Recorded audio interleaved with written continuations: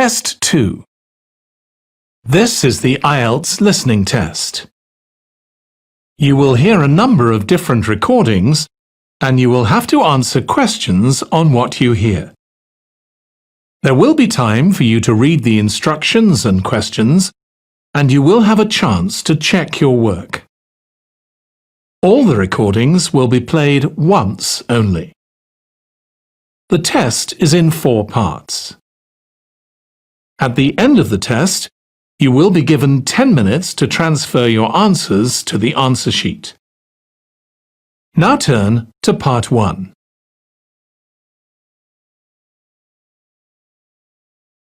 Part 1. You will hear a woman calling a tourist information office to ask about a festival. First, you have some time to look at questions 1 to 4.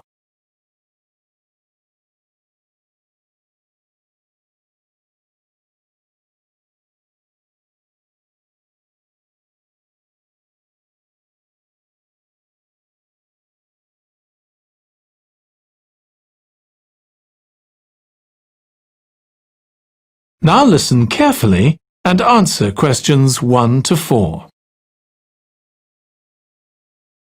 Good morning. You're through to the Tourist Information Office. Tim speaking. How can I help you? Oh, hello.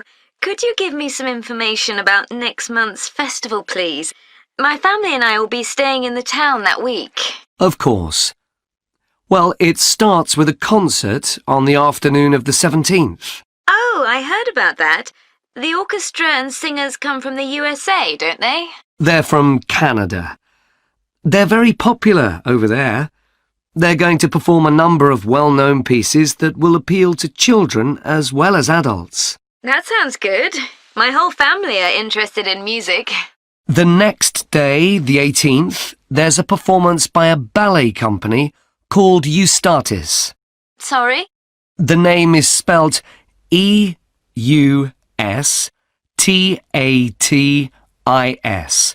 They appeared in last year's festival and went down very well. Again, their program is designed for all ages. Good. I expect we'll go to that. I hope there's going to be a play during the festival. A comedy, ideally. You're in luck. On the 19th and 20th, a local amateur group are performing one written by a member of the group. It's called Jemima. That'll be on in the town hall. They've already performed it 2 or 3 times. I haven't seen it myself, but the review in the local paper was very good. And is it suitable for children? Yes. In fact, it's aimed more at children than at adults. So both performances are in the afternoon. And what about dance? Will there be any performances? Yes, also on the 20th, but in the evening. A professional company is putting on a show of modern pieces with electronic music by young composers. Uh-huh. The show is about how people communicate, or fail to communicate with each other, so it's got the rather strange name, chat. I suppose that's because that's something we do both face-to-face and online. That's right. Before you hear the rest of the conversation, you have some time to look at questions 5 to 10.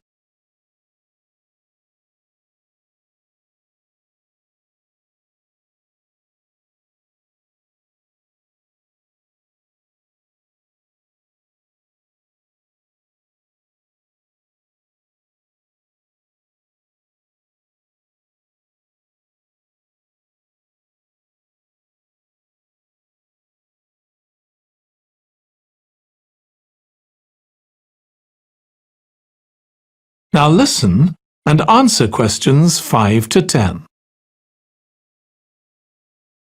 Now, there are also some workshops and other activities.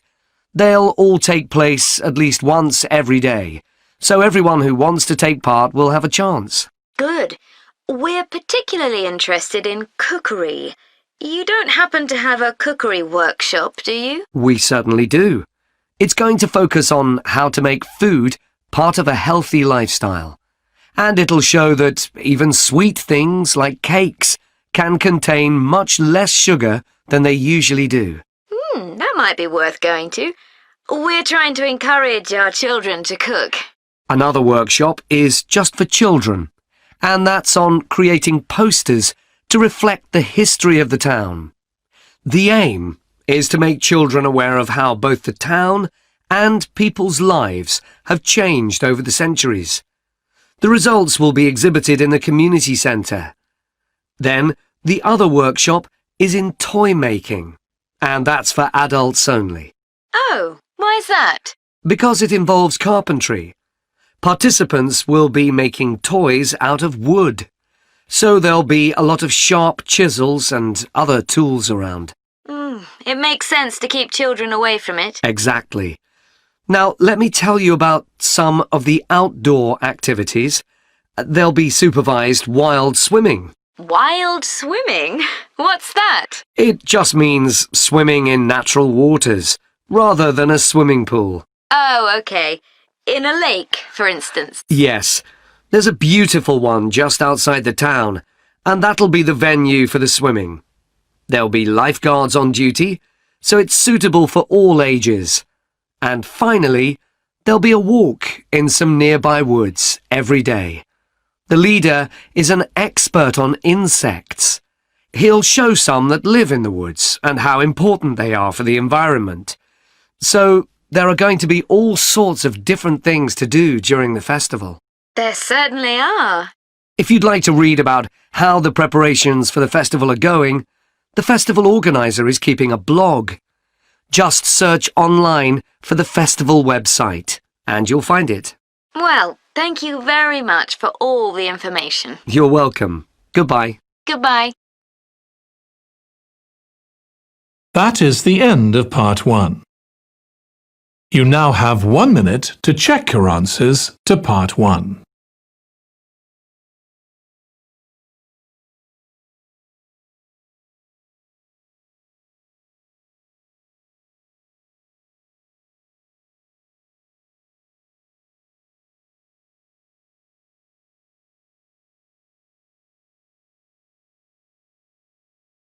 Part 2. You will hear part of a talk to a gardening club about a local park.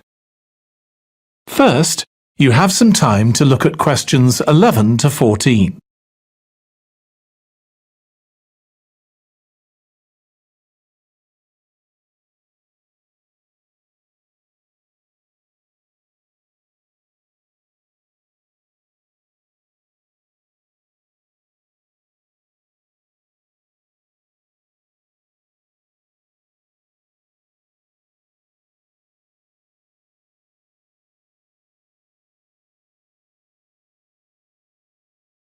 Now listen carefully and answer questions 11 to 14. I'm very pleased to welcome this evening's guest speaker, Mark Logan, who's going to tell us about the recent transformation of Minster Park. Over to you, Mark. Thank you. I'm sure you're all familiar with Minster Park. It's been a feature of the city for well over a century, and has been the responsibility of the City Council for most of that time. What perhaps isn't so well known is the origin of the park. Unlike many public parks that started in private ownership, as the garden of a large house, for instance, Minster was some wasteland, which people living nearby started planting with flowers in 1892. It was unclear who actually owned the land, and this wasn't settled until 20 years later, when the council took possession of it. You may have noticed the statue near one of the entrances. It's of Diane Gosforth, who played a key role in the history of the park. Once the council had become the legal owner, it planned to sell the land for housing. Many local people wanted it to remain a place that everyone could go to enjoy the fresh air and natural environment. Remember, the park is in a densely populated residential area. Diane Gosforth was one of those people, and she organised petitions and demonstrations, which eventually made the council change its mind about the future of the land. Soon after this, the First World War broke out in 1914, and most of the park was dug up and planted with vegetables, which were sold locally. At one stage, the army considered taking it over for troop exercises, and got as far as contacting the city council, then decided the park was too small to be of use. There were occasional public meetings during the war, in an area that had been retained as grass. After the war, the park was turned back more or less to how it had been before 1914, and continued almost unchanged until recently. Plans for transforming it were drawn up at various times, most recently in 2013, though they were revised in 2015 before any work had started. The changes finally got going in 2016 and were finished on schedule last year. Before you hear the rest of the talk, you have some time to look at questions 15 to 20.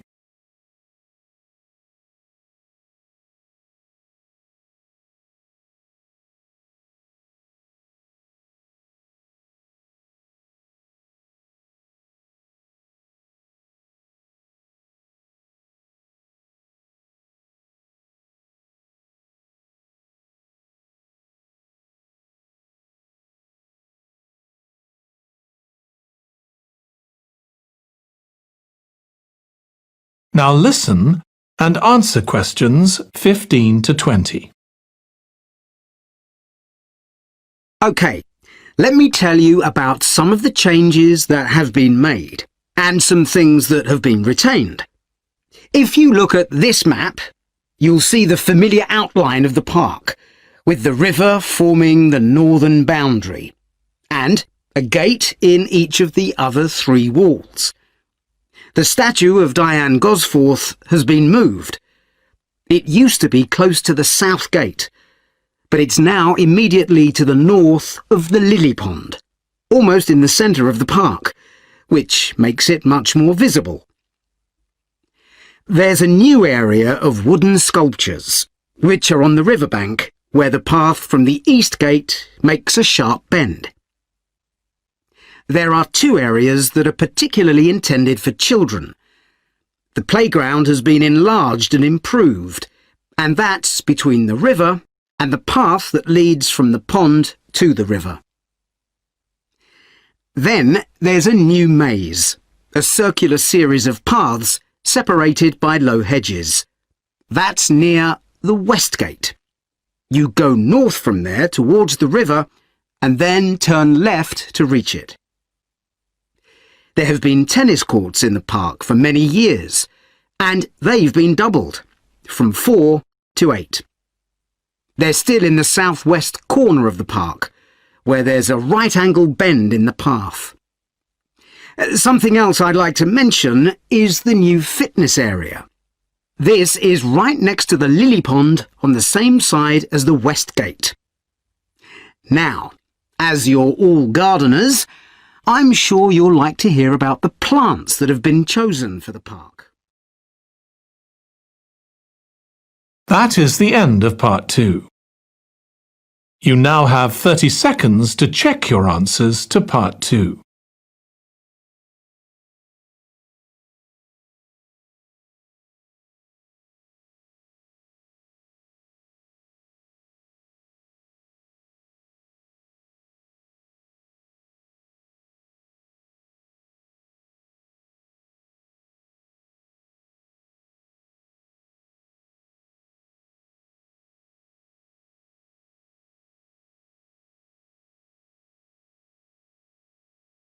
Part 3.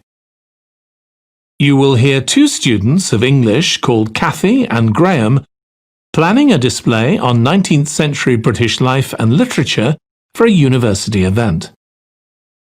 First, you have some time to look at questions 21 to 24.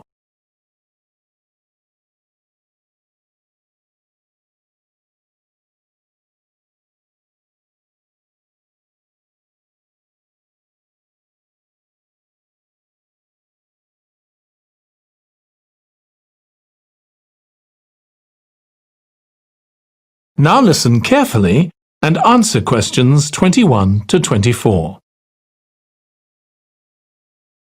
OK, Graham, so let's check we both know what we're supposed to be doing. OK.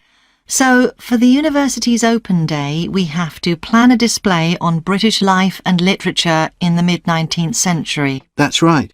But we'll have some people to help us find the materials and set it up, remember? For the moment, we just need to plan it. Good. So, have you gathered who's expected to come and see the display? Is it for the people studying English or students from other departments? I'm not clear about it. Nor me. That was how it used to be, but it didn't attract many people, so this year it's going to be part of an open day to raise the university's profile. It'll be publicised in the city to encourage people to come and find out something of what goes on here, and it's included in the information that's sent to people who are considering applying to study here next year. Presumably, some current students and lecturers will come? I would imagine so. But we've been told to concentrate on the other categories of people. Right. We don't have to cover the whole range of 19th century literature, do we? No, it's entirely up to us. I suggest just using Charles Dickens. That's a good idea. Most people have heard of him and have probably read some of his novels or seen films based on them. So that's a good lead-in to life in his time. Exactly. And his novels show the awful conditions that most people had to live in, don't they? He wanted to shock people into doing something about it. Did he do any campaigning other than writing? Yes, he campaigned for education and other social reforms and gave talks. But I'm inclined to ignore that and focus on the novels. Yes, I agree. Before you hear the rest of the discussion, you have some time to look at questions 25 to 30.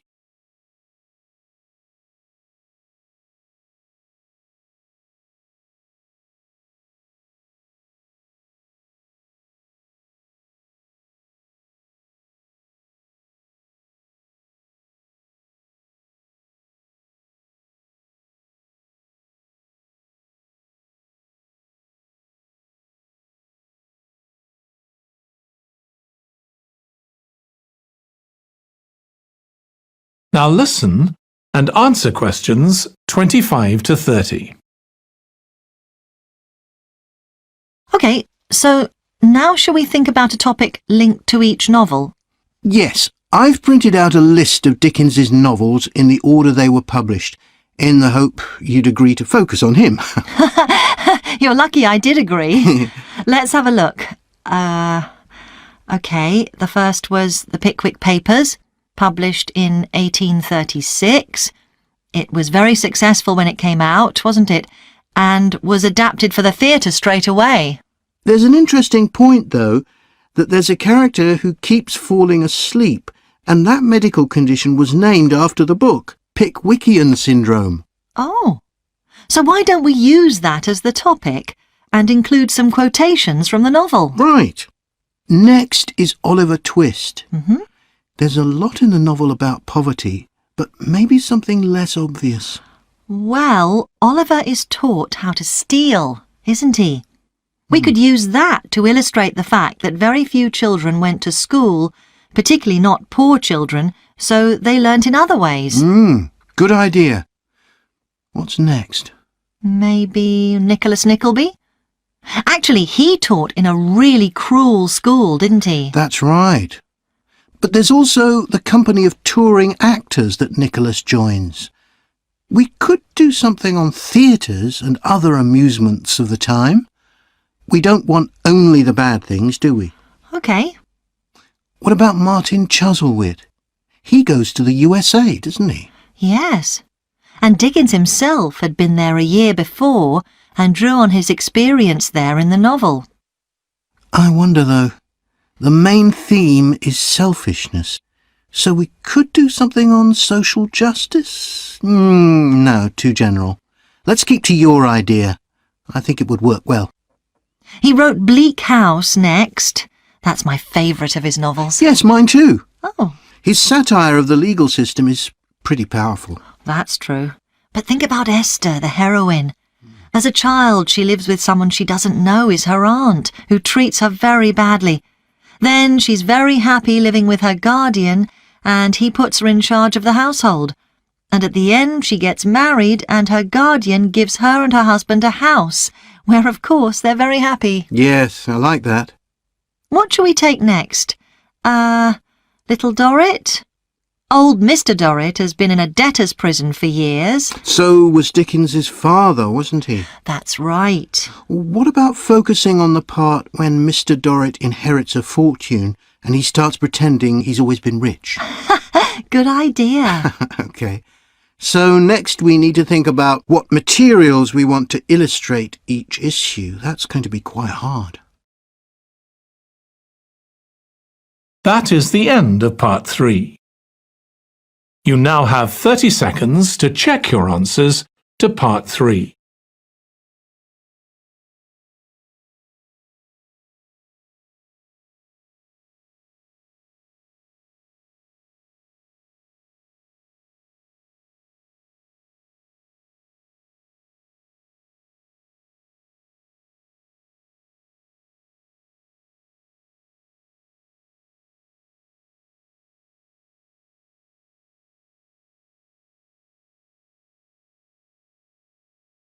Part 4. You will hear part of a presentation about an agricultural program in the country of Mozambique. First, you have some time to look at questions 31 to 40.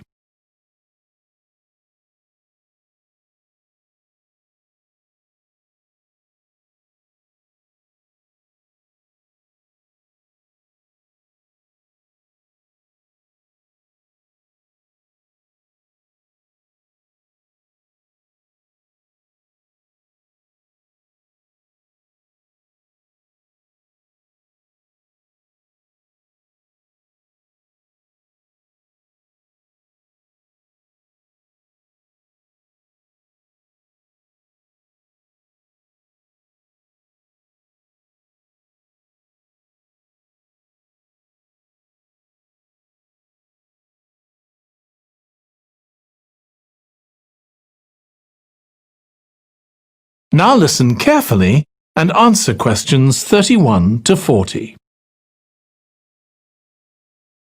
I'm going to report on a case study of a program which has been set up to help rural populations in Mozambique, a largely agricultural country in Southeast Africa. The program worked with 3 communities in Chikwalakwala district near the Limpopo River. This is a dry and arid region with unpredictable rainfall. Because of this, people in the area were unable to support themselves through agriculture, and instead they used the forest as a means of providing themselves with an income, mainly by selling charcoal. However, this was not a sustainable way of living in the long term, as they were rapidly using up this resource. To support agriculture in this dry region, the program focused primarily on making use of existing water resources from the Limpopo River by setting up systems of irrigation, which would provide a dependable water supply for crops and animals. The program worked closely with the district government in order to find the best way of implementing this. The region already had one farmers' association, and it was decided to set up 2 more of these. These associations planned and carried out activities including water management, livestock breeding and agriculture. And it was notable that in general, women formed the majority of the workforce. It was decided that in order to keep the crops safe from animals, both wild and domestic, special areas should be fenced off where the crops could be grown. The community was responsible for creating these fences, but the program provided the necessary wire for making them. Once the area had been fenced off, it could be cultivated. The land was dug so that vegetables and cereals appropriate to the climate could be grown, and the program provided the necessary seeds for this. The program also provided pumps so that water could be brought from the river in pipes to the fields. However, the labour was all provided by local people, and they also provided and put up the posts that supported the fences around the fields.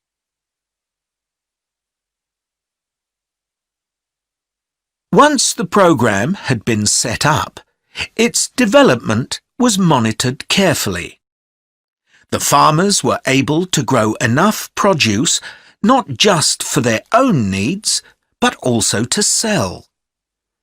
However, getting the produce to places where it could be marketed was sometimes a problem, as the farmers did not have access to transport, and this resulted in large amounts of produce, especially vegetables, being spoiled.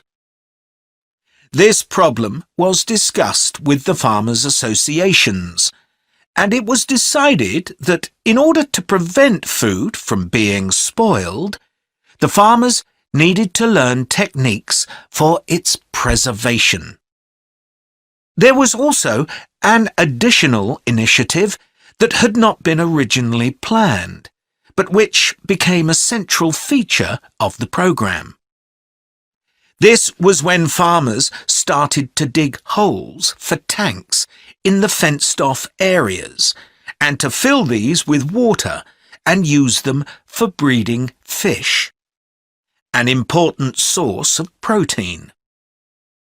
After a time, another suggestion was made by local people which hadn't been part of the program's original proposal, but which was also adopted later on.